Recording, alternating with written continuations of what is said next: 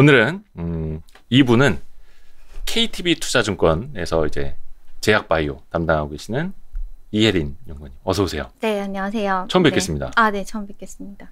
어디 유튜브를 찾아봐도 뵐 수가 없는. 네. 네. 드디어 나와주셨습니다. 네. 어쩌다 나왔네요. 어쩔 수 없이. 네. 아니, 왜냐면 요즘에는 이제 슬슬 대한민국에서 제약바이오 애널리스트들의 씨가 말라가기 때문에 이제 거의 장수 하늘소 개체수만큼 남아있는 거 아닙니까? 그래도 또 들어오더라고요. 제가 20년 했는데. 네. 아, 20년? 네네. 20년 와, 했는데, 한 번 물밀듯이 빠져나갔다가 또 한 번 쭉 들어오고. 네, 뭐, 그렇습니다. 그래서 많이 봤습니다. 근데 지금이 조금 더 안 좋은데, 또 잘하는 친구들이 많이 들어와서. 지금 제약바이오 담당 애널리스트가 동종업계에 한 몇 명 정도 남아있는 것 같으세요? 세보지는 않았는데. 예전에 한 20명 정도 되는데, 지금은 한 10명 중반 정도 뭐 그런 것 같은데요. 외국계까지 합치면 좀 많고, 네네. 많이들 나갔네요. 네, 많이들 나갔죠. 그리고 좀 젊어졌죠, 연령이. 그러니까 경력이 뭐, 한 2, 3년 차들이 많고, 5년 이상 된 친구들은 씨가 말라있고. 그러면은 우리 저 이혜린 위원님은 그 중에서 대빵이에요? 하태기 상무님이 제일 오래 하셨고, 그리고 이제 제가 유일하게 남아있긴 하죠. 네. 저기 선민정 연구원님은 하나금융투자. 네네. 어디 가셨어요? 삼성경제연구소. 네네. 세리 삼성경제연구소. 네. 그리고 저기 한국투자증권 진홍국 진짜 연구원은 그렇게 물어보시네. 저기 어디 바이오 회사 CFO로 갔고. 네, 알테오젠 자회사 CFO. 최근에 책 썼다 그러더라고요. 네, 책 나왔다고. 맞아요. 네. 또 누가 나가셨죠? 구한성. 최근에 상장한 지니너스 CFO가 거의 썼고요. NH. 네네. 거기는 나간 지 한참 됐잖아요. 1년 됐죠. 작년에 나갔죠. 그 전에 NH에서 구한성 연구원의 이승호? 예, 거기 저기 뭐냐 사수였던 분이 먼저 나가시고. 구한성은 완성이 이렇게 해도 되나? 구한성 연구원은 NH가 원래 친정이 아니라서 살 수가 없었는데. 네. 딴 데랑 근데 이제 그 전에 선임이 이승호 연구원이에요. 지금 데일리 파트너스 대표를 하고 계시고요. 네. 맞아. 그분도 딴 데 또 갔다가 진짜 엄청납니다. 제약바이오 애널리스트 분들이 그렇게 근데 많이 움직이시는 이유는 여러 가지가 있겠습니다만 그 중에 하나는 개인 투자자들의 내가 왜 이렇게 욕바지를 하고 있어야 되느냐, 정신적으로 너무 힘들다. 예를 들어서 특정 바이오주에 대해서 안 좋은 코멘트를 하나 하면 바로 그냥 그 증권사 전화가 불통이 날 정도로 막 전화 쏟아지고 막 맞아요. 심지어 막 큰 위협도 하고 막 이래가지고 근데 저도 여러 번 방송에서 이야기를 했습니다만 자꾸 그렇게 될수록 많은 분들이 입을 닫게 된다. 쓴소리를 안 하게 되면 결국 그 피해가 누구한테 돌아가겠느냐. 근데 사실 그 역량보다도 바이오 투자가 지금 이제 한국의 뭐 주식시장에 좀 안 맞는 것 같기는 해요. 이제 왜냐면 롱텀 투자가 전혀 안 되고 있는데 사실 바이오는 하나의 그 어떤 상업 제품이 만들어지는데 한 15년, 20년이 걸리잖아요. 그래서 사실 인내하고 기다려주고 기업이 페일하고 성공하는 과정을 계속 번복하는 데서 저희가 이제 기회를 찾아야 되는데 그냥 사실 비트코인 하듯이 그렇게 투자를 하시는 분들이 점차 늘어나면서 이제 애널리스트가 할 수 있는 역할이 되게 제한적이고 또 이제 인간적으로 너무 많은 기업들이 이제 상장이 돼 있고 퇴출은 안 되고 앞으로도 많은 기업들이 들어오는데 사실 연구자조차도 지금 개발하고 있는 기술의 성패 여부를 알 수가 없는데 어떻게 하물며 분석하는 저희가 그걸 판단해서 의견을 제시하는 게 굉장히 어려운데 사실은 한 애널이 증권사 안에서 이제 한 그런 기업을 4, 50개 봐야 된다고 하면 본인이 이제 이거 하면서 한계를 많이 느끼겠죠. 그래서 이제 그런 부분에서 전문적인 쪽으로 많이 뛰쳐나가긴 하는 것 같고요. 그래서 저희는 3명이 하고 있죠. KTB 투자증권에 참 제약바이오 쪽에는 3명. 3명을 이제 구축하고 있는데 잘 될지 좀 지켜봐야 되겠죠. 그래서 욕을 먹을 때도 나눠서 먹을 수 있는. 네. 그리고 모르는 분야가 많으니까 서로 맞아요. 도와가면서. 그래서 어떤 진단 기기라든지 그쪽 헬스케어 쪽, 제약 그다음에 바이오 R&D 이렇게 나눠서 각각 파트를 맡고 계셔서. 네. R&D 안에서도 종류가 너무 많잖아요. 많죠. 그래서 R&D도 사실 미국의 애널들은 R&D도 다 이렇게 분야를 나눠서 전문으로 다 바꾸거든요. 이게 진짜 롱텀으로 투자할 수 있는 토양. 네. 돼야 하는데 사실 그것만큼 어려운 것도 없죠. 그러니까 셀트리온 같은 경우에도 한 10년 투자하신 분들은 맞아요. 10배 이상의 수익은 이미 내신 거예요. 그렇죠. 네. 예. 근데 최근에 39만 원에서 20만 원대 초반까지 떨어진 것만 보면 네. 뭐 힘들죠. 예, 네, 힘든데 맞아요. 아무튼 그렇습니다. 네. 그래서 장기 투자할 수 있는 토양이 돼야 되는데 맞아요. 네. 쉽지가 않죠. 그게 그게 어떻게 뭐 방법이 있겠습니까? 투자자들의 마인드를 계속 개선시켜야죠. 마인드를 개선시키는. 네. 또는 뭐 예를 들면 좀 그냥 이건 저의 그냥 개인적인 생각인데 이제 저희 바이오 애널들이 주로 지금 벤처 캐피탈을 많이 가 있거든요. 네. 근데 이제 벤처 캐피탈은 그런 호라이즌이 맞잖아요. 투자 호라이즌이. 그래서 사실 저는 어떻게 생각하면 바이오 투자를 많이 하는 벤처 캐피탈이 상장이 되면 네. 그런 것들의 투자가 조금 생기지 않을까. 왜냐하면 그들이 뿌려놓은 이제 얼리 스테이지부터 레이트 스테이지까지 돼 있는 바이오 기업들을 저희가 그 벤처 캐피탈을 보면서 투자를 하게 되면 뭐 엑시시 빨리빨리 안 되잖아요. 하나의 기업에 대해서. 네. 그래서 그런 걸로 하게 되면 조금 더 롱텀 투자가 또 토양이 이루어지지 않을까라는 생각을 하기도 하고요. 어찌됐든 간에 뭐 롱텀 투자로 가는 거는 이제 굉장히 시간이 또 오래 걸리고 투자 문화가 바뀌어야 되는 거고 사람들의 인식도 많이 바뀌어야 되는 거니까 그 한 가운데서 저희는 또 이제 저희가 할 수 있는 노력을 또 열심히 해보면 좋을 것 같습니다. 네. 최근에 내신 자료가 그 23일 어제였네요. 네.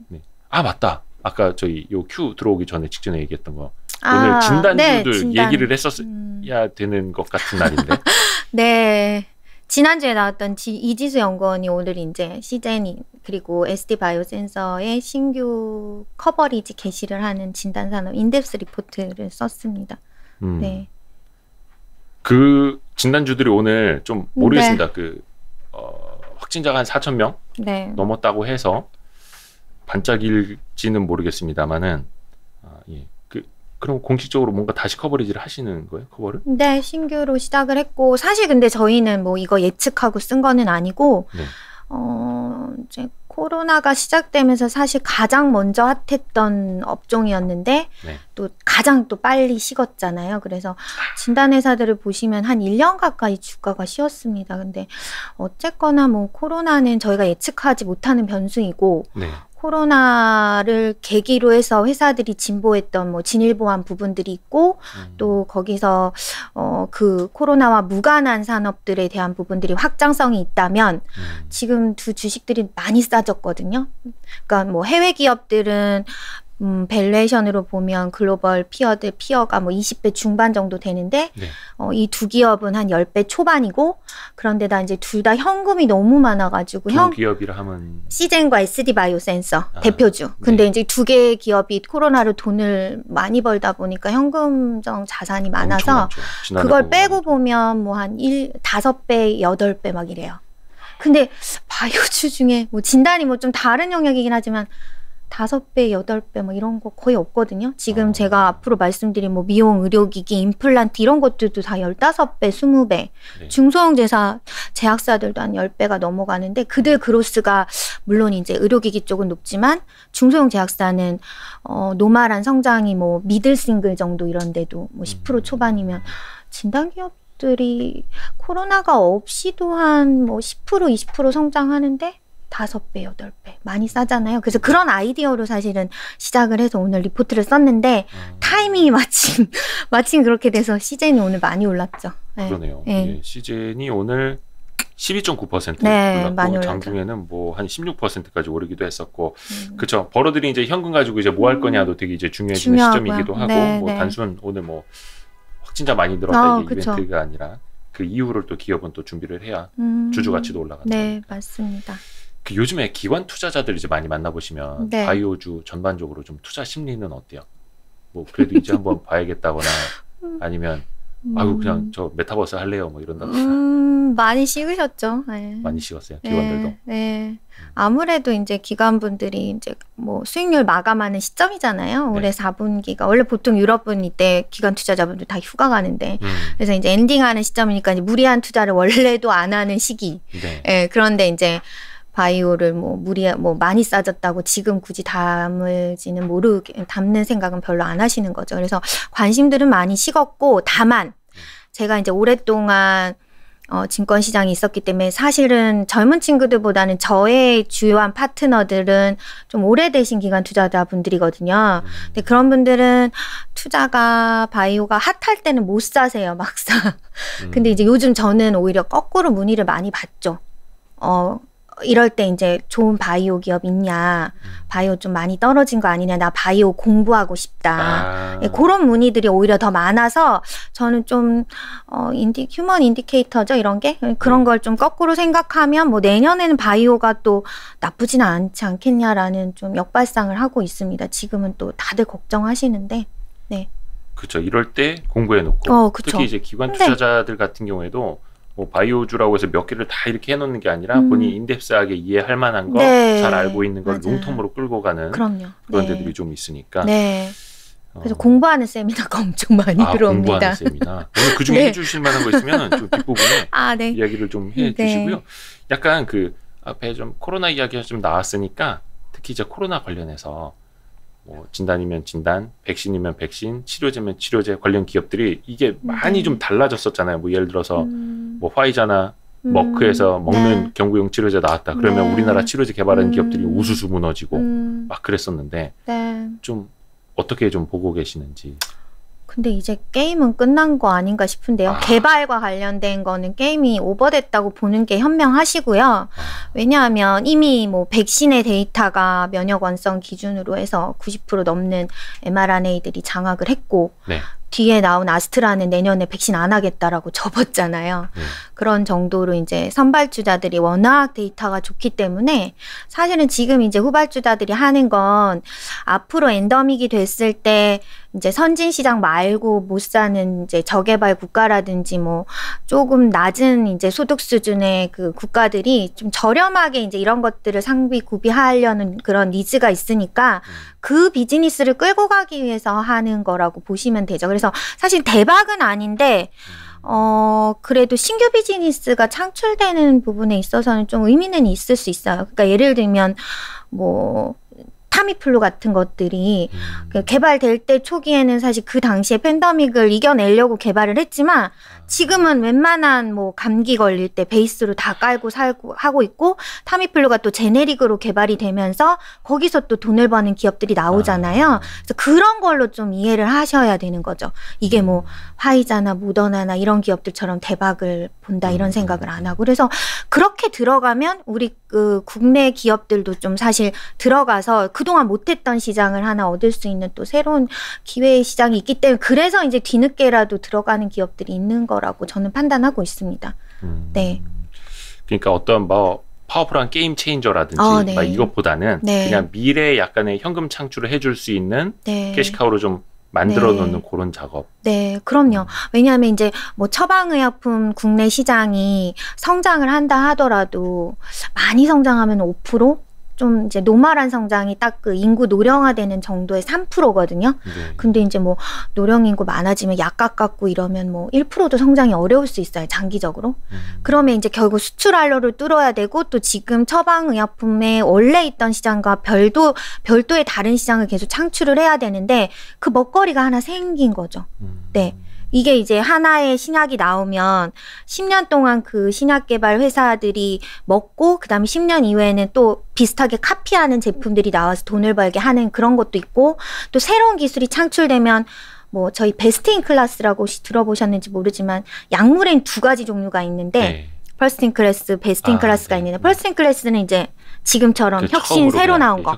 근데 이제 이게 다 먹는다 생각하지만 늘 이제 여기는 기술 개발이 일어나니까 얘네들 데이터를 보고 내가 요거 조금 더 좋게 만들어서 베스트 인 클래스를 내면 베스트 인 클래스가 또 한 3년에서 5년 사이에 나오게 되거든요. 훨씬 더 뛰어난 약이. 그 뛰어나기보다는 보다 편리, 보다 안정, 보다 저렴 뭐 이런 거라고 보는 거죠. 뛰어난 건 사실 좀 어려울 수 있지만 근데 그런 기업들이 들어와서 또 환자들한테 베네핏을 주는 거죠. 좀 더 가격을 낮춰주는. 왜냐면 독점하던 시장에 경쟁을 네, 약가를 네. 깎아주니까. 그렇죠. 그래서 그런 게 나와서 창출할 수 있는 시장이 또 한 3년, 5년 있는 거니까 이번에 이제 이런 팬데믹으로 인한 코로나 모든 것들은 그런 먹거리 창출에 있어서는 굉장히 의미가 있는데 네. 시장에 마치 비춰지는 건 내가 제2의 화이자 모더나가 되겠다.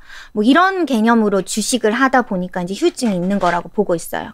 기업들도 사실은 앞다투어 그런 것들로 자꾸 이제 오버해서 좀 말씀하시는 분들도 그 있고. 당시에 뭐 작년에 네, 특히 그때 심했고. 이제 뭐 그 당시에 이제 부침에 자기들이 편승하기 위해서 이제 좀 무리한 부분이 있죠. 그래서 그랬을까? 그러니까 예를 들어서 좋아. 그러면 뭐 치료제 개발, 백신에 대한 기대감, 그래 그 거품은 다 걷어내자. 근데 그거를 개발한다 하기 전보다도 더 밀려버리니까 투자들 입장에서는 맞아요. 이건 뭐야? 그럼 개발을 하지를 말든가 맞아요. 그랬어야 했나?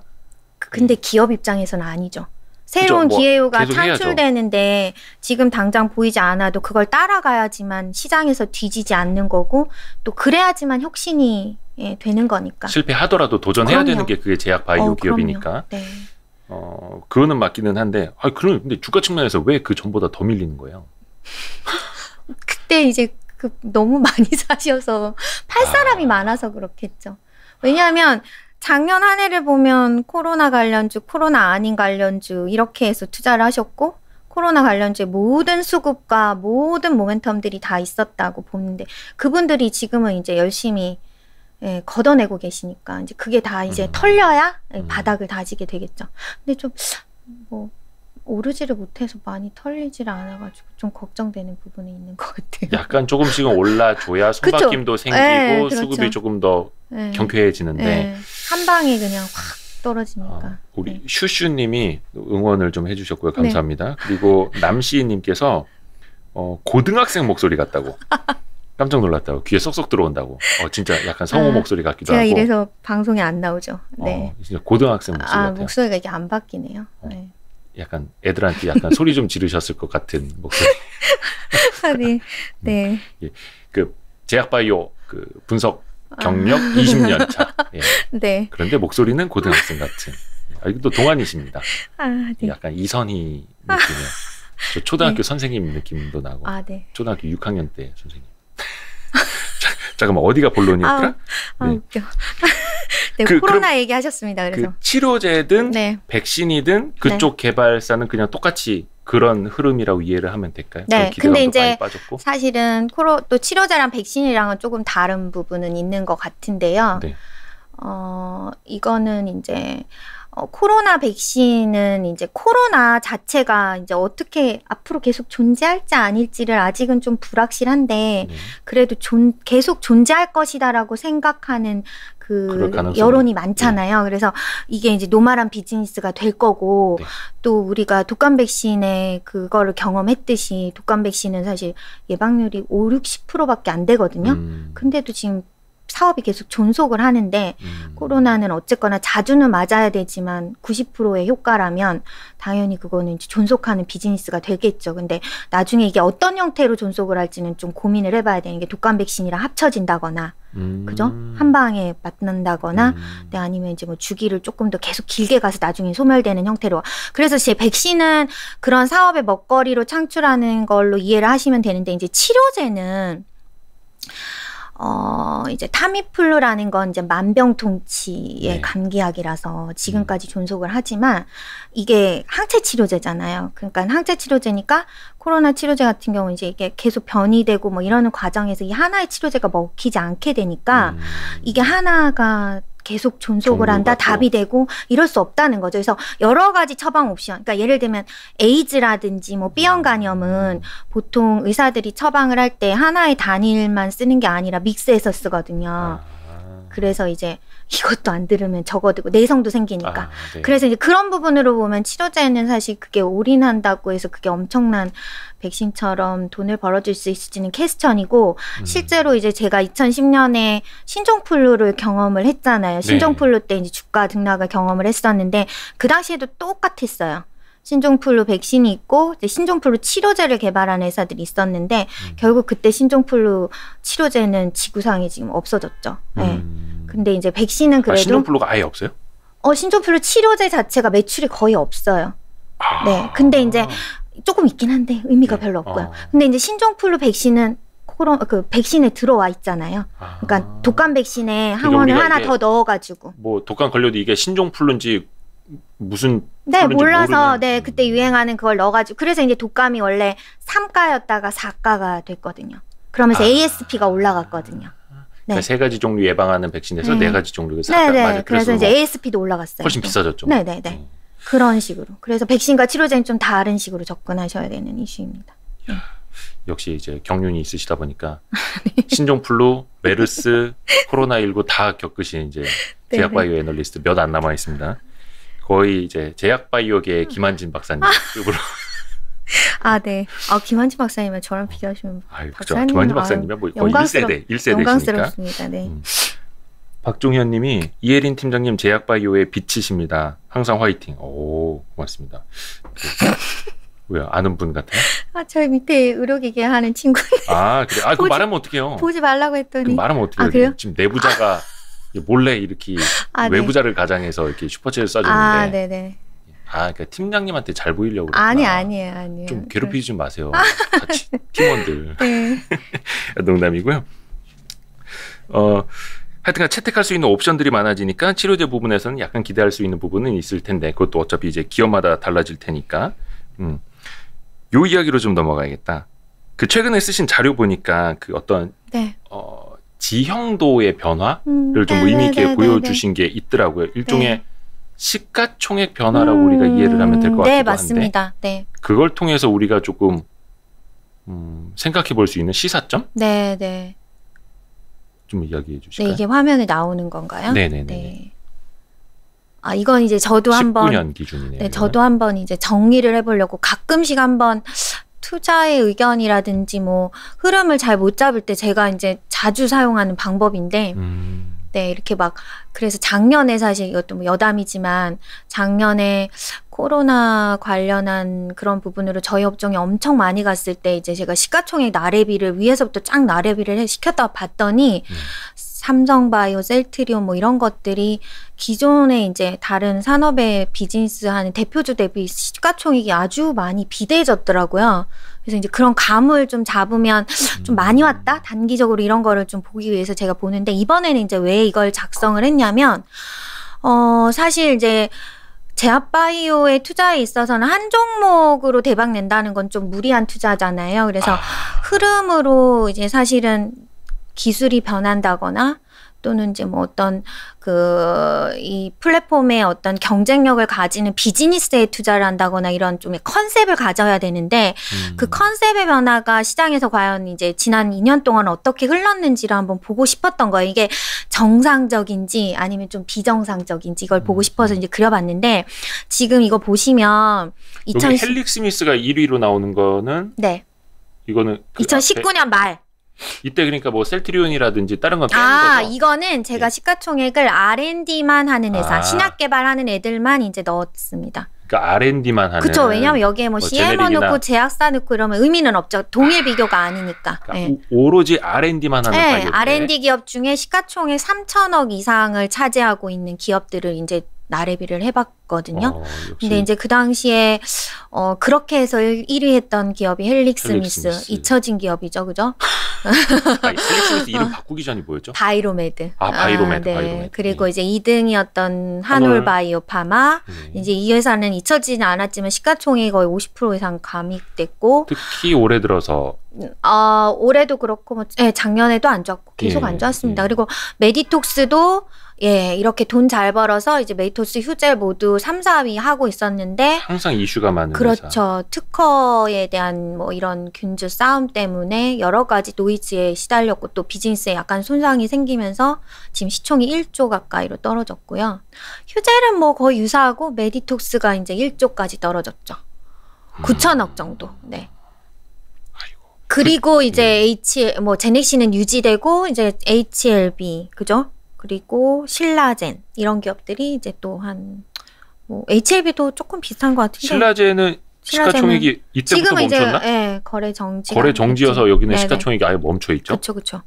그래서 이제 사실은 시가총액 탑 10에 있는 기업들이 많이 이제 지워졌죠. 이만큼 이제 기술이 막 빨리 변한다는 걸로 들을 수도 있고 또 리스크가 있다는 거를 보여주는 그런 거라고 보는데 다만 이제 그런 그 2019년 말과 현재를 한번 비교해보면 또 저희가 투자에 어떤 좋은 아이디어를 얻을 수 있는 부분이 있을 것 같아요. 그래서 제가 현재? 일부러 이제 음령을 이렇게 칠해놨는데 사실 두 개를 같이 비교하면 좋을 것 같은데 이제 이거 보시면 될 것 한 장에 다 같아요. 안 나와가지고. 네네 맞아요. 12 그러면은 현재 거를 보여주시면 좋을 것 같은데요. 요게 2021년 10월 기준. 네. 네, 요거 보여주시면 네. 이제 그래서 10위권의 기업들이 많이 바뀌었죠. 요게 네. 그 색깔이 좀 진하게. 아, 색깔이 음영이 비슷한 것들이 성격이 비슷한 거를 제가 일부러 좀 성격으로, 넣어놨어요. 네, 성격으로. 그래서 이제 뭐가 이렇게 스위칭이 됐는지. 네. 그래서 보시면 이제 10위권에 일단 SK바이오팜이 상장된 효과가 10위 상장. 있었죠. 네. 근데 이거는 뭐 별도의 기업이고 이제 많이 올라온 느낌의 회사가 이제 알테오젠, 레고캠바이오, 셀리버리 요 세 개인데요. 사실 알테오젠과 레고캠바이오는 굉장히 상장도 오래됐고 비즈니스도 오래한 회사인데 지난 2년 동안 많이 시총이 상승을 했습니다. 이제 그 배경에는 알테오젠이 뭐 대규모의 기술 수출했던 배경이 있고 또 레고캠도 한 해에 뭐 한 2건씩 꾸준히 하면서 이제 한국형 바이오라는 게 이런 플랫폼 비즈니스가 맞는 것 같다. 그러니까 옛날에 이제 국내 제약사들이 신약을 개발하기 전에 개량 신약으로 돈을 많이 벌어서 한미나 종근당이 한참 밸류에이션을 높게 봤던 시기가 있었거든요. 네. 근데 이제 우리가 앞서서 헬릭스미스, 신라젠 이런 기업들은 사실은 혁신 신약을 개발하는 기업들이었잖아요. 네. 예, 근데 그게 이제 결과를 그렇게 드러내다 보니까 좀 중위험을 찾아 이동하는 거일 수도 있지만 우리나라의 한국형 바이오는 결국 성공 가능성은 이런 플랫폼에서 좀 찾아야 된다. 왜냐하면은 애로 봐라. 이들이 다 가지고 가지 않냐. 그래서 이제 알테오젠과 레고캠 이런 기업이 시가총액이 높아졌고 거기에 더불어 아직은 애로 성과가 없었지만 비슷하게 플랫폼으로 애로를 하겠다라고 뭐 계속적으로 이제 추진하는 이슈가 있었던 셀리버리 같은 기업들이 시총을 상당히 많이 장악을 했고요. 물론 그거는 2년 전 대비. 그죠? 뭐 네, 셀리버리 같은 2년 것도 전 최근에 대비. 보시는 분들은 좀 많이 빠졌기 때문에. 그렇죠. 예, 그게 이제 언제 보는데 예, 그죠. 시점에 따른 건데요. 예, 그래서 그렇고 이제 두 번째 특징은 코로나 백신 개발 기업들이 갑자기 작년에 없다가 올해 시총이 다들 뛰어버렸죠. 네. 근데 이제 아까 말씀드린 대로 이게 많이 올라왔기 때문에 좀 부담스러울 수도 있지만 또 거꾸로 이런 게 이제 신규 창출 먹거리로 된 거니까 그만큼 새로운 이제 영역에서 베팅을 시장이 하고 있었다라는 거고요. 네. 그다음에 세 번째는 이제 파란색에 있던 GC셀, 박셀바이오, 그리고 NK맥스, 최근에 상장한 바이젠셀, 그리고 뭐 한 3, 4년 전에 상장한 유틸렉스까지 해서 지난 이제 2019년에는 뭐 유틸렉스, 녹십자 랩셀, NK맥스가 시총이 한 3, 4천억밖에 안 됐는데 지금 보시면 이제 이들 기업의 평균 시가총액이 한 2배 늘어서 한 7, 8천억까지 올라왔거든요. 근데 이제 이거는 이유가 있었죠. 물론 이제 이거는 GC셀이 녹십자 랩셀인데 과거 이 기업도 이제 작년에 아띠바라는 기업에 이제 애로를 크게 했던 이슈가 아띠바가 참 이 회사의 미국 그 파트너인 아띠바가 머크랑 이제 계약을 크게 했던 영향도 있었지만 글로벌리 지금 셀 테라피라는 쪽이 향후에 먹거리가 될 걸로 생각을 하고 기술의 트렌드가 많이 변하고 또 거기서 이제 뭐 딜들이 많이 일어나고 이래서 한국 기업들이 이제 이쪽에 붙어서 비즈니스 하는 것들에 대해서 되게 시장이 이제 좋아하게 된 거죠. 근데 셀 테라피가 뭔지. 세포 치료제. 세포 치료제. 네, 세포 치료제. 세포 치료제라고 그랬으면 알아들었을 텐데. 네, 세포 치료제가 근데 예전에는 대장주가 메디포스트, 차바이오텍, 그다음 안트로젠 이런 줄기세포 기반의 회사였는데 여기는 면역세포 치료제. 네, T세포, NK세포, 뭐 B세포 이런 면역세포 치료제가. 그래서 요즘 면역항암제가 항암제 안에서도 핫하게 올랐는데 그 면역항암제 종류 중에 또 이제 면역세포 치료제. 근데 거기에 이제 한국 기업들이 들어가 있는데 여기는 글로벌리 이렇게 신약 개발의 어떤 수준을 보면 뭐 사실 일반적인 신약 개발에서는 격차가 사실 많습니다. 이건 뭐 숫자로 표현할 수는 없지만 근데 이 세포 치료제는 유독 한국이 좀 토양이 예전에 뭐 항우석 사태 때부터 문제는 있었지만 그래도 빨리 했던 거 기술의 어떤 개발들이 많이 이루어졌던 거라 여기 면역세포 역시도 기업들이 그 글로벌 회사들하고 비교를 해보면 그렇게 뒤지지가 않고 또 이 기업들이 미국에다 직접 공장을 짓는다거나 한국에서 공장을 짓고 이 비즈니스를 시작을 하고 있는 거예요. 근데 이제 사실은 우리가 신약 개발 기업이라고 하면 네. 그냥 개발하다가 기술 수출하고 그다음에 또 다음 거 찾아 뭐 이런 식의 비즈니스가 반복됐잖아요. 그래서 네. 지속성이라는 게 없었죠. 그래서 이제 헬링, 뭐 신라젠 이런 기업들도 임상을 실패하고 나니까 그다음 너는 뭘 할 건데가 안 보여서 이제 지금 잊혀졌는데 이런 기업들이 좋은 점은 비즈니스를 시작하면서 신약 개발도 하지만 나중에 이제 이 시장이 커질 때 어떤 상업화 기회를 보기 위해서 생산 시설까지 처음부터 구비를 하고 들어가는 거니까 풀체인을 하는 거잖아요. 그런 부분들이 이제 선점 기회 효과가 훨씬 많고 이런 거는 굉장히 좀 좋게 평가할 수 있죠. 근데 그거는 지금 굉장히 시장에서 정상적인 평가를 하고 있는 거라고 보시면 되죠. 그래서 이 트렌드 변화가 굉장히 중요한데 물론 이제 이거는 뭐 이 시가총액이 현재 정당화될 수 있는지 뭐 이게 정말 적정 가격입니까? 여기서 업사이드가 더 있습니까? 이거를 제가 확실히 답변을 못 드려도 향후에 뭐 그런 트렌드는 계속될 거라고 생각을 하고 있거든요. 부침은 있겠지만. 그래서 그런 것들을 잡아내는 게 굉장히 중요하다라고 생각을 하고 그런 기업들을 사실 때 시가총액이 이제 뭐 많이 높아질 때 사는 것보다 이제 지금 이럴 시점에 사셔야 되는 거죠. 잊혀진 계절에. 네, 많이 흔들리고 이럴 때. 왜냐하면 다 안 변하니까 비즈니스가. 네. 근데 약간 비즈니스만 놓고 보면 정말 그냥 꿈이 큰 기업들, 혁신적인 뭐 이렇게 신약 개발, 혁신신약 뭐 퍼스트 인 클래스 막 이런 것보다는 세포 치료제라든지 아니면 뭐 플랫폼 역할이라든지 조금 더 현실과 좀 가까울 수 있는 가능성을 보고 이렇게 가는 게 맞다라는.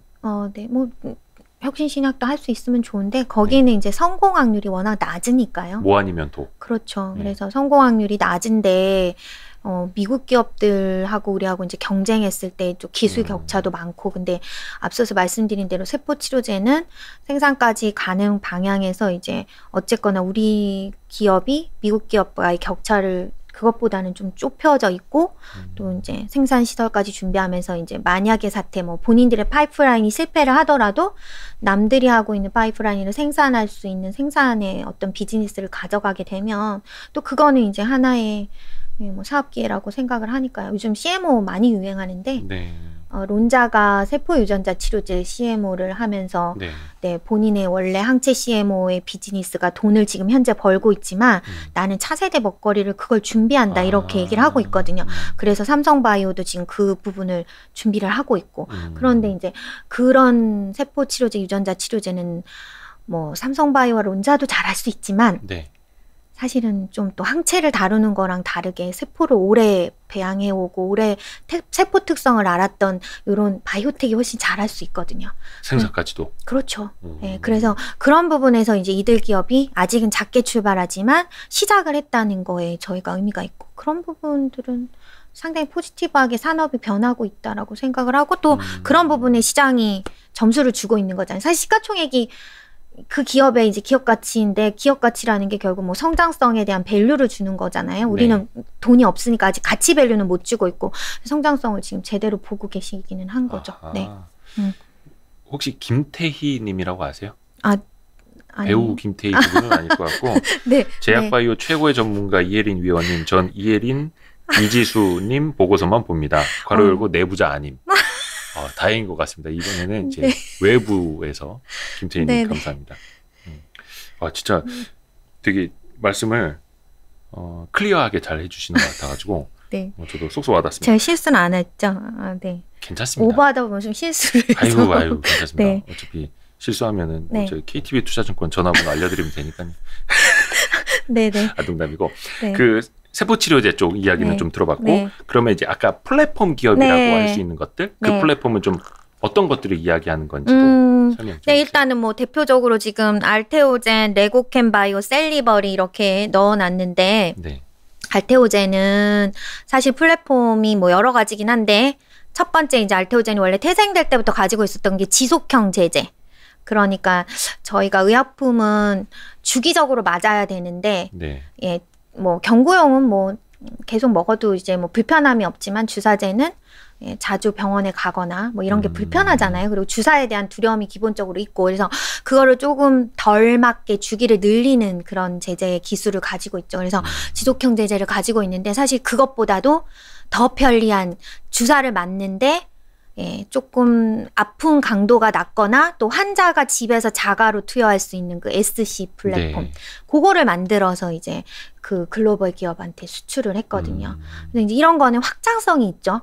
내가 신약의 물질을 안 만들어도 누군가가 만들어 놓은 신약에 우리 플랫폼을 붙여서 예, 그 기업이 가지는 시장 점유율을 더 늘리게 할 수도 있고 또는 이제 오리지널 기업이 원래는 아이비라고 정맥주사 맞는 병원에 가서 이제 네. 누워서 맞다가 뭐 바이오시밀러 기업들이 이제 본인들 특허가 만료되면 막 들어와서 이제 경쟁을 네. 할 거 아니에요. 네. 근데 그거의 특허 방어 전략으로 SC로 이제 옮겨가는 거죠. 바꾸는. 네, 네. 그러면 이제 특허가 또 몇 년 연장이 되거든요. 이제 그런 식으로. SC면은 뭐 피하 지방 주사 뭐 이렇게 네, 네, 생각합니다. 맞습니다. 어디 네. 뭐 배 이렇게 네, 살 네. 있는 맞아요, 데다 이렇게 맞아요. 주사를 직접 놓는. 투자. 네. 그 네. 집에서 맞기도 하고. 네, 네.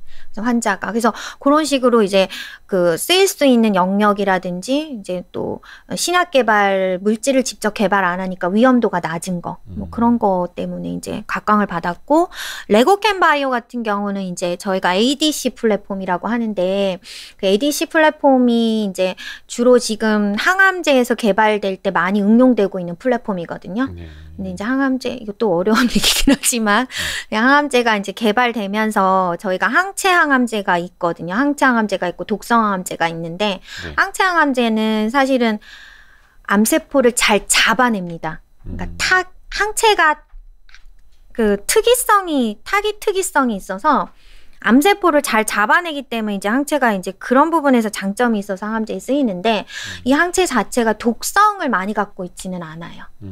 그렇기 때문에 이제 효과성에 있어서는 분명히 부족한 점이 있겠죠. 그래서 ADC 플랫폼은 이 항체에다가 그 톡신, 그러니까 독성을 좀 가지고 암세포를 직접 사멸할 수 있는 톡신을 갖다 붙이는데 그 링커 중간에 붙이는 그 링커를 만드는 기업이에요. 아하. 근데 이제 링커를 만들 수도 있고 링커와 톡신을 만들 수도 있고 링커와 톡신과 항체를 다 만들 수도 있고 그래서 요런 조합이 지금 또 항암제의 하나의 기술 트렌드인데 거기에서 이제 사실은 한국에서 제일 잘하고 있고 글로벌에서도 상당히 잘하고 있어서 아시아 쪽의 기업들하고도 라이센싱을 많이 했고 아마 제가 이제 숫자는 기억을 못하지만 국내에서 라이센싱 아웃을 가장 많이 한 건수로는 레고캔 바이오가 1등이라고 보시면 돼요. 네.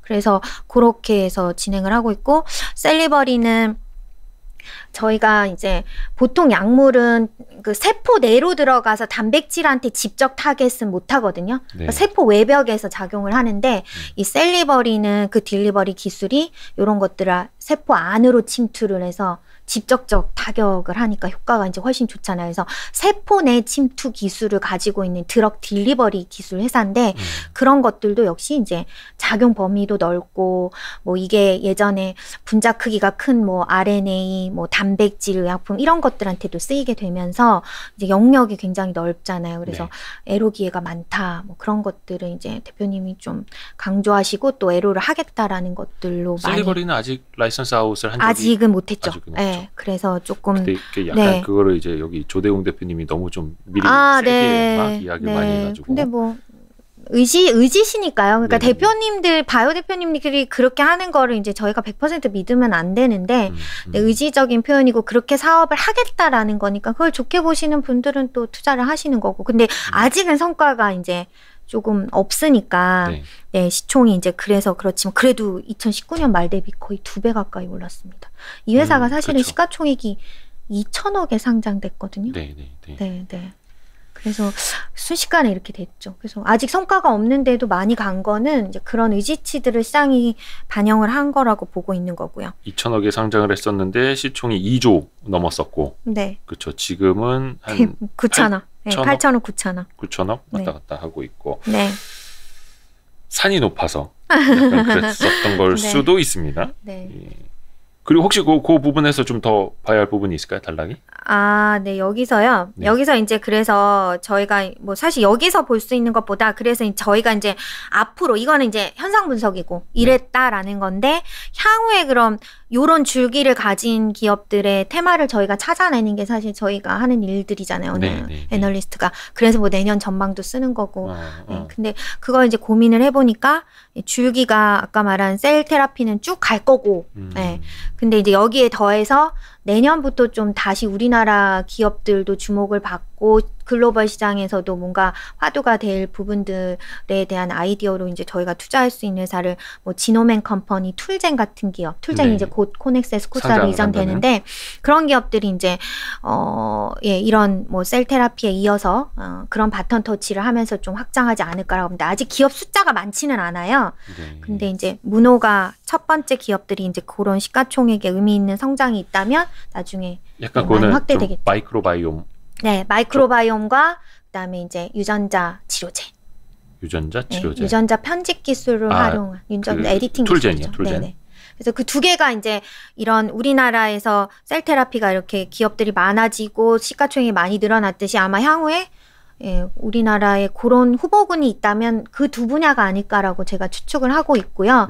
마이크로바이옴 쪽은 조금 직접적인 이슈가 있을 수도 있습니다. 미국의 이제 세레스라는 회사가 이 마이크로바이옴 치료제에서 리딩 컴퍼니거든요. 네. 그 기업도 뭐 성공했다가 실패했다 이런 이슈로 주가를 아마 쳐보시면 부침이 되게 많은데 지금 시총은 한화 기준 한 1조 정도 되고 근데 그 기업이 이제 희귀성 염증 그 장질환 관련해가지고 3상을 하고 있습니다. 근데 네. 그 3상을 하고 내년에 FDA 허가를 받겠다, 받을 것이다라는 전망이 있거든요. 근데 그게 이제 글로벌 최초의 마이크로바이옴 치료제예요. 근데 그 회사 시총이 1조. 네, 정도. 1조예요, 1조. 그래서 이제 원래는 이제 그 이상 갔었다가 그 회사 이름이 세레스, SERES.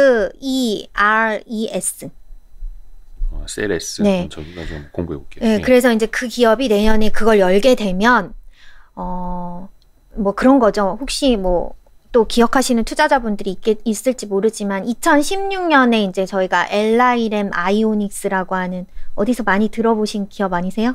ST팜의 IR이 되게 많이 하고 있는 기업인데 네네네. 그 기업들이 이제 RNA 치료제, mRNA 쪽으로. 네, mRNA는 아니고 네. 이제 RNA 치료제인데 siRNA 뭐 이렇게 해서 siRNA 올릭스가 하는 네, 것 그런 같아요. 그런 분야의 RNA 치료제를 하는 기업들인데 그때 당시에 그게 굉장히 니치 마켓이었는데 네. 갑자기 아이오닉스 엘라이엄이 FDA에서 허가를 받고 네. 예, 이게 문호를 뚫어 넘은 거죠. 그러니까 사실은 RNA 치료제가 과거에는 뭐 오프 타겟 이슈라고 원래 딱 작용해야 되는 부위에 하지 않고 다른 부위에서 리스크가 있다 이런 것들 때문에 FDA 허들이 있어가지고 허가를 못 받고 이런 사례를 반복을 했었는데 네. 그때 이제 허가를 내준 거예요.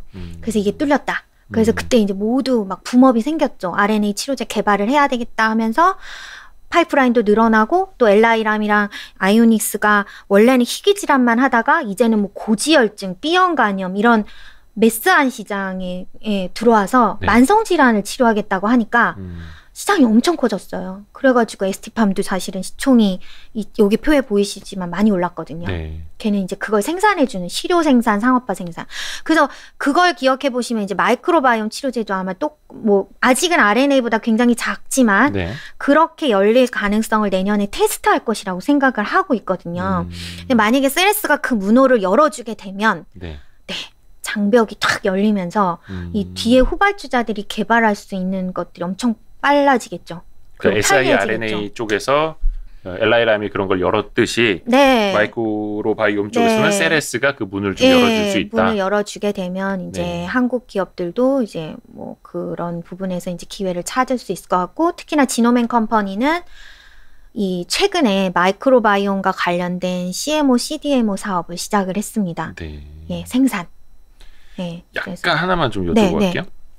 세레스 테라피틱스를 찾았습니다. 시가총액이 네네네. 100만 천만 원, 8억 달러? 예, 그러니까 지금 우리나라 돈으로 한 1조 네네, 1조 조금 정도. 될랑말랑 네네. 하는.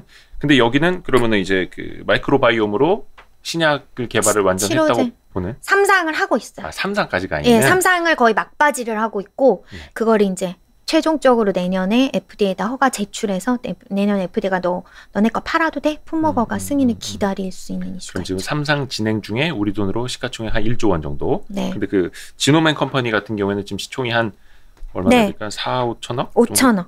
네. 그러면 이런 거를 좀 네. 어떻게 비교해 비교. 봐야 돼요? 그러니까 기업 가치를 이제 시가총액으로 이제 단순하게 볼 수는 있는데. 네네. 근데 사실 이제 이거는 뭐 디베이트가 있을 수 있는 부분인데요. 네. 이제 왜 질문하셨는지 알 것 같아요. 네네네. 삼상을 하고 미국에서 하는데 1조인데 우리나라에서 아직 얘는 일상 이제 끝내려고 하는데 그쵸. 일상 끝내는데 물론 5천억. 올해는 바이오 기업들이 많이 이제 좀 거품이 꺼지기는 했습니다만 한 2, 3년 전까지만 하더라도 1, 2조 원이 그냥 우습게 가버렸었잖아요. 지금 만약에 뭐 그쵸. 메타버스 관련주들이 뭐 1, 2조 원 우습게 가는 것처럼 비유가 적절했나? 부적절할 수도 있습니다, 여러분. 아무튼 근데 이거를 이제 상대 비교를 해야 될지 절대 비교를 해야 될지 적정 맞아요. 시총은 우리가 어떻게 매겨야 되는 건지 이게 너무 어려운 거죠. 맞아요. 왜냐면 그게 혹자가 이야기하기를 나스닥에 상장돼 있는 임상 2상에서 3상 넘어가는 기업들도 시가총액이 1, 2천억 혹은 천억 단위 몇백억짜리가 정말 많다. 근데 그 기업도 우리나라 오면 시총 다 1조 원 이상씩은 받을 거다. 그런 이야기를 이제 농반진반으로 좀 하기도 하거든요. 그럼 우리나라는 좀 어떻게 이 밸류에이션을 해야 되는 건지. 밸류에이션 툴이 없죠. 사실은. 네, 냉정하게 말씀드리면 없기 때문에 그래서 이제 뭐 천차만별이고 나중에 후유증을 겪기도 하는데 투자자분들이 생각해야 되는 건 이제 단순하게 지금 제가 뭐 이렇게 참 뭉뚱그려서 쉽게 설명하느라고 이렇게 했지만 막상 뭐 펜대를 쥐고 그 기업을 분석할 땐 이런 식으로 하면 안 되는 거죠. 제일 중요한 건 그 회사가 하고 있는 그 신약 파이프라인이 겨냥하는 타깃 시장이 중요하잖아요. 그러니까 이제 왜 세레스가 1조인데 우리 일상하는 지노맨 컴퍼니가 이거냐면 세레스는 말씀드린 대로 희귀 염증성 장질환 그러면은 뭐 환자 수가 굉장히 제한적이고 예, 이게 좀 니치 마켓을 간 거잖아요. 근데 이제 지노맨 컴퍼니는 면역 항암제를 하고 있거든요. 더 넓은 시장으로. 그렇죠. 그런 것들의 차이가 있을 수 있고요. 근데 뭐 그런데 또 고바이오랩은 또 장질환과 건성 같은 걸 해요. 근데 이제 그 기업도 5천억 받고 있어요. 이제 그런 것들이 사실 아주 리즈너블하진 않지만 투자자분들이 좀 냉정하게 생각해야 되죠. 고바이오랩, 지노맨 컴퍼니 둘이 다 마이크로바이옴 치료제 회사인데 그래 세레스가 1조인데 어떤 게 맞을까 이제 그런 거는 좀 감 잡으실 때 그런 개념으로 접근하는 게 맞고 또 지노맨 컴퍼니는 마이크로바이옴 치료제만 하는 회사가 아니라 항체 치료제도 하고 그리고 말씀드린 대로 지금 CDMO 사업을 또 키우려고 하고 해서 비즈니스가 여러 가지가 복합적으로 돼 있으니까 사실 이제 그런 것들을 뭐 1 플러스 1 플러스 뭐 이렇게 해서 계산할 수는 없지만 저희가 포텐셜을 이렇게 잡아가게 되면 좀 싸다라는 느낌을 잡을 수 있는 기업이 있고 근데 그렇게 해봐도 완전 동일한 치료제에 뭐 미국, 한국 임상은 늦어 있어. 그런데 시가총액 역전 그런 거 이제 사시면 안 되는 거죠. 그럼 굳이 계산기를 두드려 보지 않으셔도. 네. 그러니까 전방 시장도 보고 그 경쟁사 그렇죠. 현황도 네, 보고 맞아요. 이 기업이 타겟으로 하는 시장 뭐라 해야 되나 치료 분야 네, 얘도 그것도 봐야 봐야 되는 되고. 거고. 네. 알겠습니다. 이게 왜냐면 몇 년 전 시장보다 차라리 이게 더 나은 게 그냥 일단은 가자. 바이오에 가짜만 붙이면 가자. 이거보다는 나을 수 있죠. 우리가 좀 정밀하게 봐야 되는 거고. 근데 또 내년에 가서 또 그렇게 가자가 될 수도 있습니다. 이게. 어떤 이유에서요? 바이오는 이제 몰이 투자를 하시니까 이제 왜냐하면 바이오는 식으로? 아무도 안 볼 때 투자하시는 분들은 없잖아요. 근데 이제 오를 때는 이게 수익률이 워낙 다른 것보다 좋으니까 그때는 이제 앞뒤 안 보고 얘랑 비슷한 애 누구야. 그렇게 해서 다 막상 NFT 한다는 애 누구야? 메타버스 한다는 애 누구야? 이것처럼. 네, 그런 투자를 그쵸? 하시니까. 그래서 그 내년에 또 가자 하면서 갈 수도 있죠. 네. 그래서 이게 양떼머리식 투자. 네. 그걸 이제 안 하셔야 되는데 네. 그게 쉽지가 않죠. 또 수익률이 왔다 갔다 하니까. 그죠? 사실 그냥 그 많은 거에 하나 휩쓸려 가는 게 훨씬 더 쉽고 그때 그거 안 하면 좀 이상할 것 같고 막 그러잖아요. 네, 그래서 이제 제가 공부하는 뭐 세미나 많이 한다 그러고 제가 이제 세미나 나가는 게 어떤 거냐면 이런 그 가치 평가를 고민하시는 산업계 또는 이제 단체 뭐 신약개발조업 이런 데서 이제 항상 바이오기업 가치 평가를 어떻게 할 것인가 또 벤처캐피탈도 그런 고민을 하고 그럴 때 가서 이제 사실 공부를 시켜주는데 저는 되게 심플하게 얘기 드리면 1에서 100까지 이렇게 그러니까 사실 신약이 개발됐을 때 100이라고 생각을 하시면 그죠? 임상 1상이 성공할 확률이 한 10 몇 프로 정도, 그러니까 1상이 10 몇 프로 정도거든요. 그러면 네. 1에서 출발해서 10 몇 프로가 되는데 그 기간이 뭐 한 5년 걸린다 그러면 CAGR로 60%. 그 자산이 1이었던 게 증가하는 속도가 1이었다가 뭐 13, 15가 되면 그거를 이렇게 CAGR로 환산을 해보시면 기간에 딱 5년이다 못 박을 수 없죠. 7년 걸리는 기업도 있고 5년 걸리는 기업도 있겠지만 연평균 따지면 5, 60% 나와요. 네. 근데 이제 그거를 우리나라는 이제 100%, 200% 한꺼번에 올리다가 효율증을 보는 거고 두 번째는 뭐 예를 들면 뭐 2상에서 3상 뭐 이렇게 갈 때 2상이 뭐 한 30%인데 3상이 50%예요. 그러면 또 CAGR로 따져보시면 30% 언적이 되거든요. 네. 네. 그리고 3상이 50% 이상에서 뭐 이제 100%까지 가는 데는 따지면 15%예요. 15%. 성공할 확률이? 아니요. 그 CAGR로 먹는 확률이 자산이 올라가는 속도. 속도. 네. 속도가 그렇게 되면 결국은 우리가 어떤 기업이 만약에 1상을 해서 100까지 올라가는 기간이 20년이니까 그 20년은 이제 연율로 따지셔서 그 수익률을 쪼개서 그게 한 번에 무리하게 가거나 지금 임상 단계는 그게 아닌데 그렇게 간 거를 계산해 보시면 이 기업의 시가총액이 많이 왔다 안 왔다는 감을 잡으실 수는 있거든요. 이게 오바다 아니다. 네, 그걸 저희는 이제 엑셀로 두드려서 두드려서 네, 엑셀로 만들어서 죄송해요. 이런 실수. 아니요, 너무 좋아요. 엑셀로 만들어서 이제 기업 가치를 추산을 해서 현재 임상이 이상인데 이상보다 오버했다. 그러면 이제 뭐 이런 거를 계산하는 사람이 저희죠. 네, 근데 되게 복잡하죠. 네. 근데 사실 이게 주가라는 녀석은 특히 이제 바이오 기업들 또 이게 이상이 물론 스케줄은 나와 있습니다만 파이프라인별로 성공할지 안 할지는 발표될 때까지도 알 수가 없는 거고 그래서 주가가 혹자든 그렇게 이야기합니다. 원래 계단식으로 가는 게 맞는 거야. 네. 이렇게. 근데 이거를 뭐 월봉이나 그게 아니라 일봉으로 이제 쪼개서 보면 그걸 미리 막 선반영하고 막 이렇게 가면서 가는 건데 그냥 간단하게 놓고 보면 우리가 삼성 성공하는 걸 여기 지점이라 놓고 보면 이렇게 올라가는 거라고 구상을 하고 있으면은 네, 그렇죠. 그렇죠. 그렇게 구상하고 있으면 봤는데 이제 만들어 부침이 있는데 그러면 이렇게 떨어져 있으면 이걸 보면 사셔야 되는 거잖아요. 그죠? 그거를 계산을 하실 수 있어야 되는 거예요. 그 그림을 그려보시면 나올 수 있는 거죠. 그러니까 예를 들면 제가 쉽게 말씀드릴게요. 제가 사실 한올바이오파마라는 회사를 되게 좋아하는데 그 기업이 작년에 이 시총 보시면 2조 정도잖아요. 그죠? 2조 가까이 갔죠. 근데 2조 가까이 갔을 때 뭐 어떤 거였냐면 안구건조증 치료제, 자가면역 치료제 이런 것들이 전부 다 3상, 그러니까 2상과 3상을 미국에서 하고 있었어요. 요 그저께 리포트 나왔습니다. 그저께. 네, 계속 22일, 제가 22일, 너무 많이 써가지고 너무 네. 많이 써서 업데이트한 거고. 보니까 한올바이오파마도 올 초에 한번 주가가 속된 말로 부러졌고 지금도 계속 주가는 안 작년에도 부러졌죠. 2020년에도. 그러니까 두 가지 이제 이벤트가 지금 설명을 드리려는데 자주 부러지네요. 그 임상 과제가 두 가지가 있는데 그게 이제 결과 발표를 하면서 그런 건데 그래서 이제 히스토리를 보시면 2020년 전에 2019년 말에 지금 2조가 됐을 때는 시장의 기대가 이게 036이라는 안구건조증도 3-2를 하고 있었고 3상을 하고 있었고 161도 2상을 하고 있었는데 데이터가 굉장히 좋았던 거예요. 계속 나오는 이상 데이터가. 그래서 이제 그 기대를 완전히 반영을 해서 2조를 보냈다가 2020년 2월인가 이벤트가 있었죠. 안구건조증 치료제가 임상을 했는데 1차 주평가 변수가 충족을 못했던 거야. 그러니까 원래 시험을 이렇게 치겠다라고 FDA에다 제출했는데 그 지표를 충족을 못했어요. 통계적 유의성을 못 도달했죠. 그래서 이제 036 가치를 깎아 내리신 거죠, 시장에서.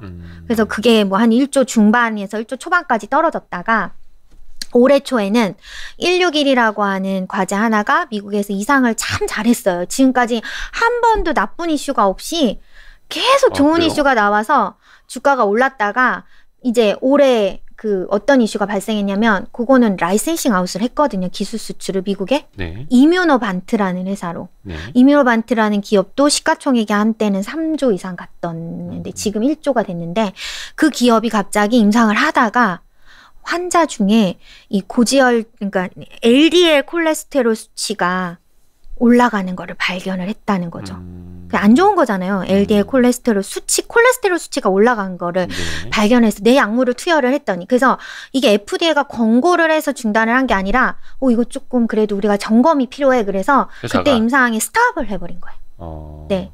그래서 임상을 스탑을 하니까 이게 기대를 이상까지 했던 가치가 이제 꺾여버린 거죠. 이제 스탑을 했고 아무런 결론이 안 났는데 시장에서 이게 좀 문제가 생겼구나, 기스가 생겼나 해서 그걸 좀 걷어내면서 이제 주가가 부러져 버렸죠.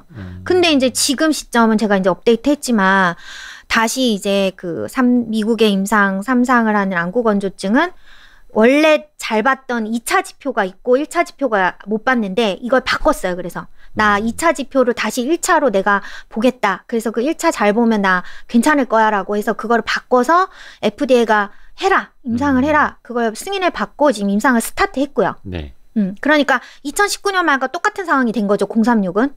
그리고 161은 8월에 이뮤노반트라는 회사가 이거 콜레스테롤 수치는 우리가 매니징 가능하다. 예를 들면 뭐 스타틴 계열의 고지혈증 약을 먹고 환자가 컨트롤할 수 있는 그런 부분들이 있기 때문에 이거는 임상의 아주 중요한 부분 아니고 그런 것만 좀 수정을 해서 우리가 다시 시작하겠다라고 한 거죠. 근데 그때까지도 주가는 반응을 안 했고요.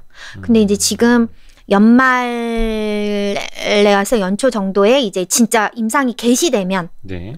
아무런 문제가 없는 거죠. 임상 개시되고 회사가 말하는 거랑 무슨 차이가 있냐면 FDA에서 이 회사가 제출하는 임상 계획서를 인정을 해야 되는 거거든요.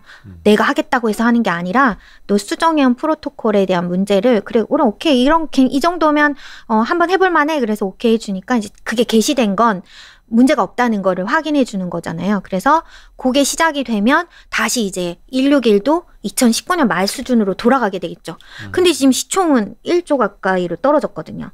그럼 이런 기업들은 투자자가 물론 이제 제가 좋아하는 기업이라서 뭐 또 그렇게 생각 안 하시는 분들도 있겠지만 투자자분들이 이런 기업은 지금 사셔야 되는 거죠.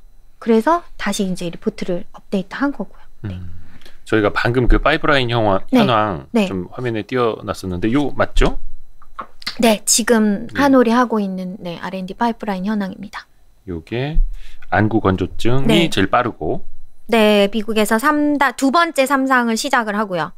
말씀하신 그 두 번째 네, 3상. 두 번째 3상 지표를 그리고- 바꿔서 그리고 그리고 161이라는 이제 코드를 가진 그 물질은 네, 적응증이 상당히 많네요. 네. 이게 엄격하게는 포텐셜이 자가면역 질환 치료제인데 자가면역 질환 치료제가 이제 결국은 이제 면역이 너무 부스팅돼서 항체가 스스로 내 몸을 공격해가지고 생기는 각종 희귀병들인데 그 병들의 종류가 15개 정도가 돼요. 15개에서 한 20개 정도.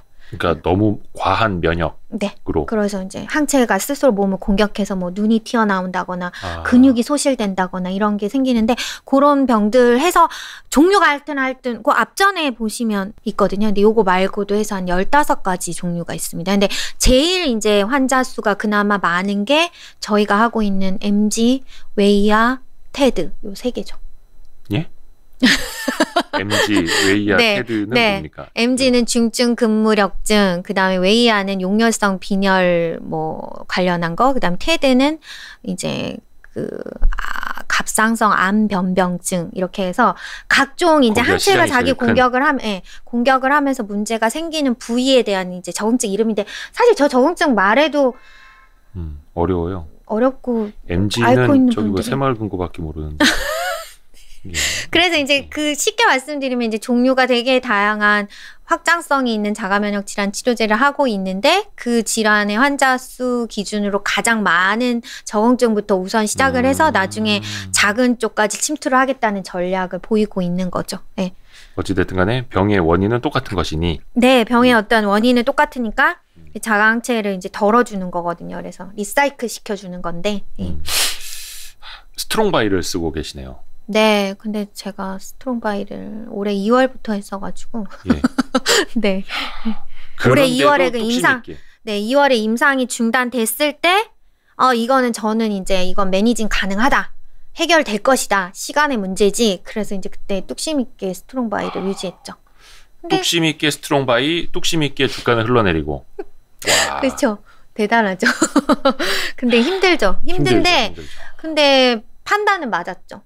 왜냐면 매니징 가능한 걸로 결론이 났고 이제 아마 재판에 맞았던 건 이제 올해 말에 임상이 재개되고 내년에 시작이 되면 그리고 이뮤노반트 주가가 회복이 되면 이제 뭐 시장에서 맞았구나 그러시겠죠. 그러니까 진짜 임상을 포기해야 할 정도로 그런 거는 아니었기 때문에 예, 다시 이제 보완을 해서 다시 할 수 있는 거기 때문에. 근데 이제 뭐 늦어졌으니까 이 회사가 선발주자가 아니거든요. 뭐 어떤 특정 적응증에 있어서는 세컨이 되고 어떤 때 서드 순서로 들어가는데 이게 의약품도 빨리 개발해야 되는데 이게 이렇게 임상의 중간에 버벅대면 뭐 한 2, 3년 지연되잖아요. 그러면 이제 또 앞선 선발주자가 또 뭐 여러 가지로 또 확장을 하는 거면 또 돈을 더 들여서 해야 되고 이제 그런 건 당연히 데미지죠. 그래서 목표가를 낮춘 거고요. 그런 부분에서 뭐 그래도 이제 완전히 못하거나 이제 뭐 드롭된 건 아니니까 저희가 다시 추스리는 과정이라고 보시면 됩니다. 역시 뭔가 조금 임상이 이제 지연되고 버퍼가 생길수록 그러니까 유튜브에서도 버퍼링이 생길수록 동시 접속자가 떨어져 나가는 거랑 같은. 네네. 그리고 그 선발주자는 아제넥스라는 회사인데 그 회사는 시가총액이 지금 160억 달러? 그러니까 우리나라 하나로 18조 막. 그러니까 이 회사는 1조면 그러면 이제 18조면은 삼상가 있는 거예요, 뭐야? 네, 삼상 거의 막바지. 삼상 막바지와 이제 허가 단계에 들어가 있어. 허가. 한 개 MG라는 그 적응증에 대해서 허가. 근데 뭐 테드나 웨이안 또 안 하고 있고요. 근데 18조. 그런데도 18조 원. 시장이 그만큼 크다는 얘기죠. 그렇죠. 그래서 여기는 삼상이 거의 끝나가고. 네, 근데 이제 18조에 우리가 이뮤노반트랑 우리랑 감안하면 한 2조잖아요. 기술 파트너니까. 그러면은 9분의 1인데. 그러면 아무리 이제 격차가 벌어져도 혹시 뭐 회사에 문제가 있어서 그런 거 아닙니까? 뭐 신뢰가 좀 없거나. 맞아요. 그런 거죠. 그러니까 신뢰가 없는 건 아닌데 투자자들이 신뢰를 잃은 거죠. 왜냐하면 두 번을 기대를 해서 잘할 것이다 했는데 근데 그거는 회사가 사실은 조절할 수 없는 변수잖아요. 그리고 미국도 임상을 페일러 했다가 또 그걸 추스려서 다시 살아난 기업들 그게 이제 신약 개발의 역사이거든요. 근데 아직은 한국 투자자들이나 한국 기업들이 그 실패를 받아들이는 것들을 좀 못하시는 것 같아요. 그래서 사실 제일 잘못했던 건 기업들이 발표를 할 때 정확한 발표를 하셔야 되는데 마치 이제 시험을 조금 부족하게 봤는데 성공했다는 말을 이제 먼저 말씀을 하시면 이제 투자자들은 그 세밀하게 모르잖아요. 그래서 이제 성공했다고 봤는데 나중에 까봤더니 뭐 몇 가지 좀 부족한 변수가 있으니까 너 거짓말했네 이런 식으로 이제 해석을 하게 되는 거죠. 네. 그래서 그걸 안 하셔야 되는데 그거를 또 기업가에서는 기업가 정신에서 또 못 하시는 것 같아요. 네. 그러니까 그 말씀이 확 와닿는데 실패를 받아들이는 방법. 그거는 투자자도 마찬가지고 회사도 마찬가지고. 그러면 예를 들어서 뭐 만일에 대비를 해야 될 수도 있는 어떤 게 그럼 실패입니까? 이거는 실패다. 예를 들면 뭐 임상을 하는데 1차 변수가 있고 2차 변수가 있고 3차 변수가 있습니다. 근데 사실은 1차 변수가 제일 중요하죠. 제일 중요한 지표이기도 하고 중요한 지표를 설정할 때는 그 병의 어떤 병변에 중요한 영향을 미치는 변수이고 또는 경쟁사가 그걸로 시험을 쳤으니까 내가 경쟁사를 이겼다라는 걸 보여주려면 그것보다 줘야 되니까 1차를 넣는 건데 때에 따라서는 2차와 3차 변수가 잘 나올 수 있는데 그게 2차와 3차가 시장에서 뭐 쓰일 때 환자나 의사한테 쓰일 때 베네핏이 될 수 있는 거니까 사실 그거는 2차, 3차를 또 살려서 뭔가 이 시장에 들어갈 수 있는 부분이 나올 수 있잖아요. 근데 그런 건 페일러가 아니죠. 근데 뭔가 이제 임상의 디자인이 잘못됐다거나 뭔가 이제 겨냥하는 그 포인트가 잘못됐다거나 이런 거거든요. 근데 이제 그거를 그 1차를 못 봤다고 해서 무조건 페일러는 아닌데 그런 거 말고 완전히 중요한 1차 지표를 못 봤어요. 근데 그것도 통계적 유의성이 있는데 통계적 유의성이 또 살짝 미달이면 괜찮은데 엄청 차이 나잖아요. 그런 거는 이제 접어야 되는 거죠.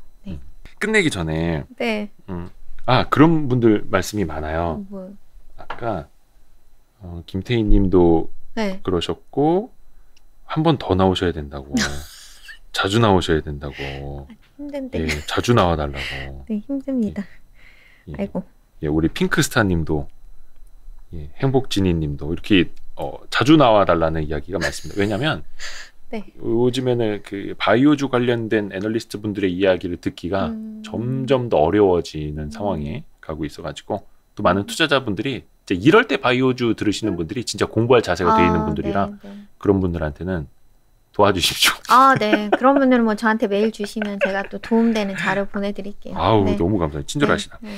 마지막으로 아까 뭐 잠깐 이야기해 주신 것도 있기는 한데 뭐 다음에 나와서도 또 이야기해 주실 건데 바이오주를 좀 투자할 때는 이런 네. 것들은 좀 유의해달라. 예를 들어서 뭐 스케줄 매매 하시는 분들 상당히 좀 많기는 한데 네. 뭐 한 일주일 전, 2주일 전 샀다가 성공하면 뭐 하고 배팅하는 거죠. 근데 이제 중장기적으로 보려는 분들도 사실 마이너스 20%, 30%, 40% 되면 힘들어 하시기도 하는데 바이오주를 투자할 때는 최소한 뭐 마인드 측면에서도 그렇고 좀 어떻게 하는 게 좋은지 좀 유념할 점 말씀 부탁드립니다. 중간에 다 말씀을 드렸던 것 같아서 네. 반복할 것 같은데 그죠? 뭐 이렇게 한번 묶어서 정리 좀. 네. 부안해동하지 말자. 그러니까 이제 사실은 주변에서 이제 뭐 바이오를 사고 싶다, 바이오를 투자해야 된다라는 분들의 투자 띠을 보면 네. 사실 굉장히 심플하고 뭐가 없거든요.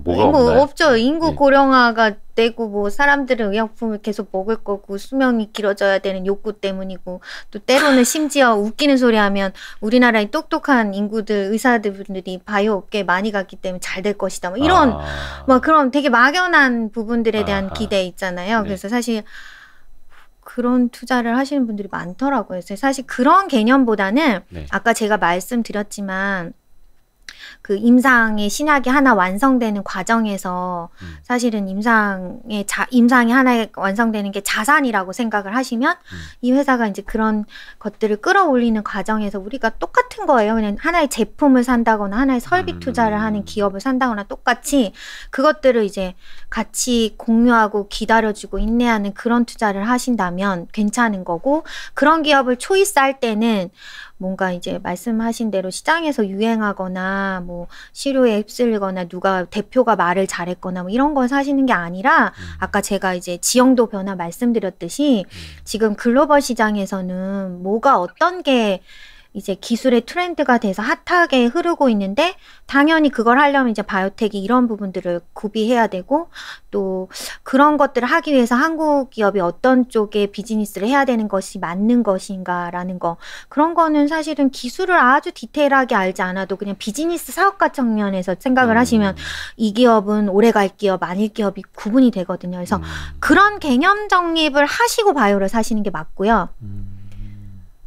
네. 그리고 또 하나는 하이 리턴을 한다는 개념으로 바이오를 사시면 안 될 거라고 생각을 해요. 그러니까 하이 리스크 하이 리턴이잖아요. 그죠? 네. 근데 하이 리스크 하이 리턴의 비율로 따지면은 저는 하이 리스크가 더 크다고 보거든요.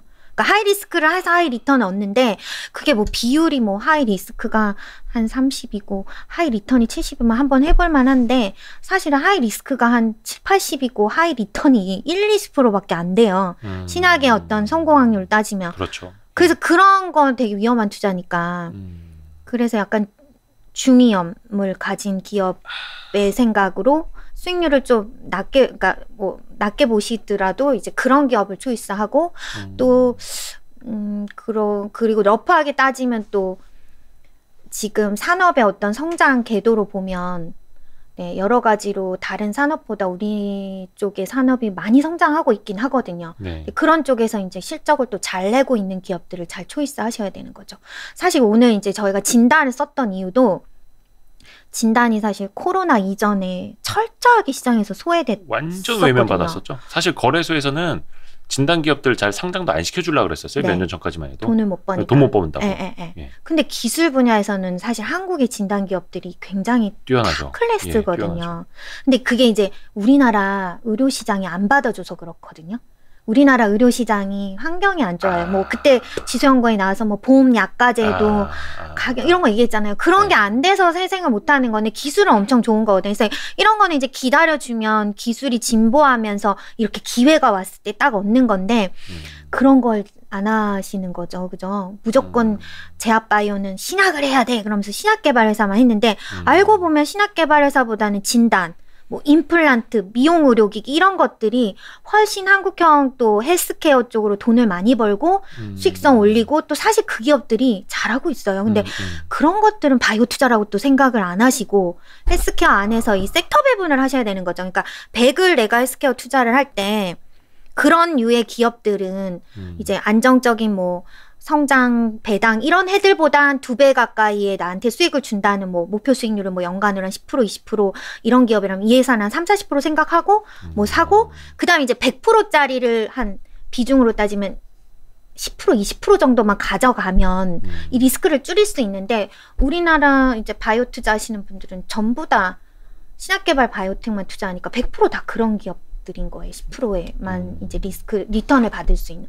그게 이제 엄청 어렵고 타이밍이 아주 적기만 되면 되는데 사실 그 타이밍이란 게 다 내부자 정보잖아요. 아하. 근데 내부자 정보가 점점 접근하기가 어렵고 또 내부자 정보가 많이 흘러나와요. 그러니까 되게 역설적이네요. 네. 그래서 제가 20년 전에 이제 20년 동안 애널리스트를 했으니까 사실 이런 거를 뭐 함부로 말씀드리긴 좀 어렵지만 네. 내부자 정보가 접근할 수 있는 어떤 사람들이 옛날에는 숫자가 좀 적었던 것 같아요. 아. 근데 이제 이게 많아지고 또 예. 안에서도 그런 것들 요즘 많이 듣잖아요. 뭐 IPO 되시면 뭐 누가 스탁 옵션을 받았니, 우리 네, 사주 받았니, 네. 그럼 한 방 하고 나가고 막 이런 얘기 들으니까 그 직원분들도 이제 그런 걸로 주식 투자를 뭐 아름아름 하고 또 주변에 알리고 이러니까 이 내부자 정보가 어느덧 되게 확대 양상이 되는데 그게 그렇게 되는 순간 시장은 사실 되게 합리적인 시장이잖아요. 그래서 이게 기회가 없어지는 거죠. 그래서 빨리 치고 빨리 나와야 되는.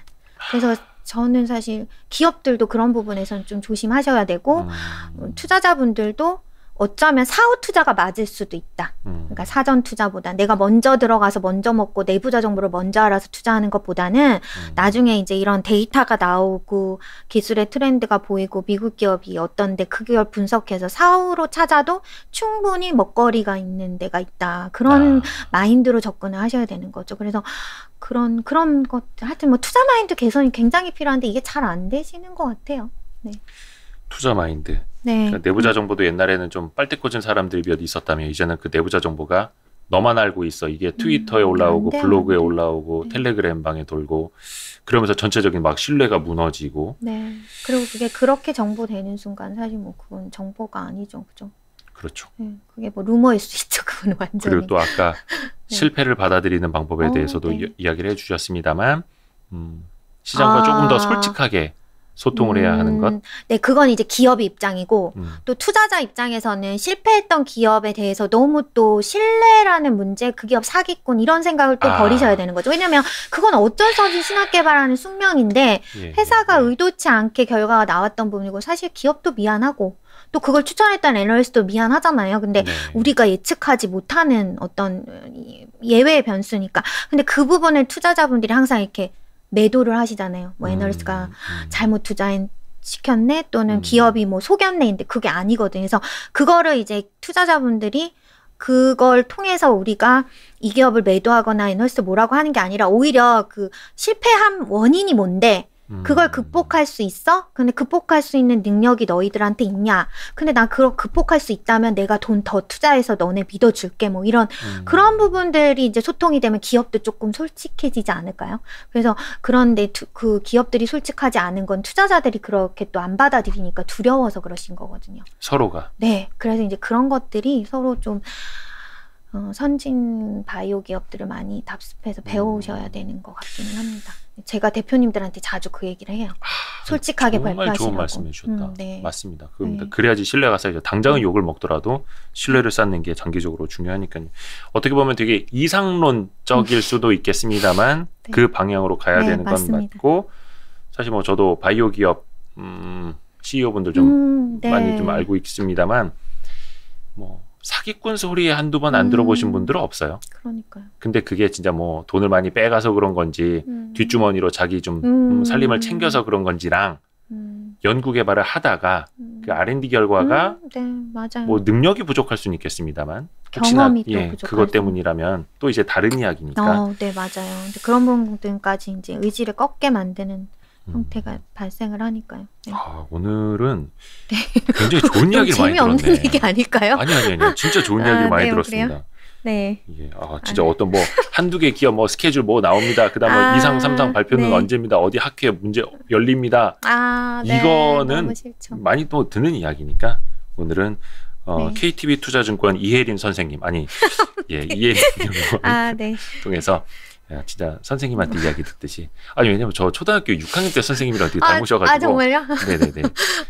네. 제가 좋아하는 선생님입니다. 그래서 많은 분들이 한번 더 나와달라고 이야기를 하고 계시고요. 나중에 이 채팅창 뒷부분 한 10분간을 봐주시면 될 것 같습니다. 네. 이혜린 연구원님 오늘 정말 네. 긴 시간 고생 많으셨습니다. 네, 감사합니다. 자료는 KTB 투자증권 홈페이지 가시면 볼 수 있습니다. 네. 혹시나 안 열리면 KTB 투자증권에 한번 로그인 회원 가입을 하거나 비대면 네. 계좌를 만드시면 보실 수 있습니다. 너무 감사합니다. 네, 감사합니다. 다음에 또 뵙겠습니다. 네. 감사합니다. 네. 여러분 안녕히 들어가세요. 고맙습니다. 감사합니다.